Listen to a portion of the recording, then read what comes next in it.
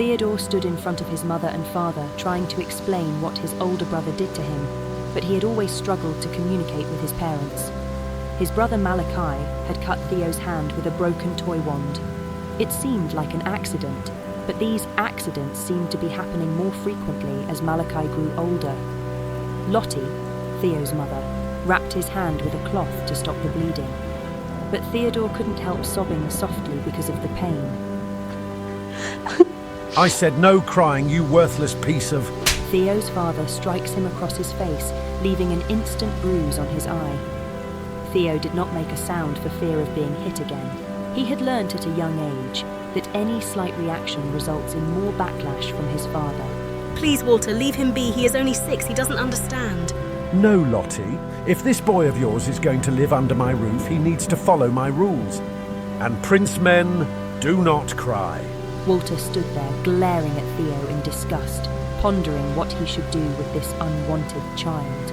This dinner is very important to me, so he can't mess this up like he does everything else. Cookie! A small house elf appeared in front of them, with tufts of long, straight silver hair scattered on her head and eyes of deep blue.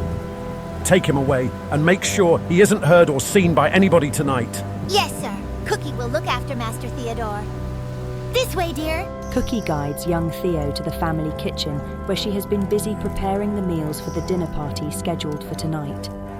She sits him on a stool in the corner of the kitchen and proceeds to her counter space to continue preparing the meals and drinks for her masters.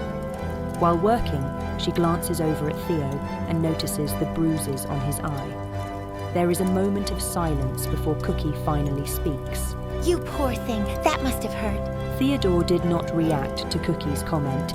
He sat silently fixated on his hands in his lap. Well, look on the bright side. At least he didn't burn you this time. Theodore looks down at his arms covered in red welts from healed burns and cuts, inflicted by his father's enraged hands. He vividly remembers the torture of each one. Now I know your father doesn't let you talk much, but you can talk to me. I'm your friend, so you don't need to be afraid of me. Friend. Cookie smiled at the sound of Theodore's soft voice. She had not heard it in a long while. Yeah, that's right. Cookie is Theo's friend. Now why don't we bake some cakes together, or perhaps some cookies? I know they are your favorite. Theo let out a slight smile at the thought of Cookie's kind words. I knew that would cheer you up.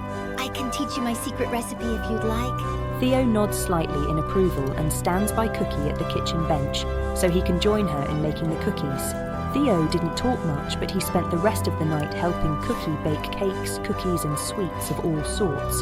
And for a few hours he forgets about the pain his father caused him.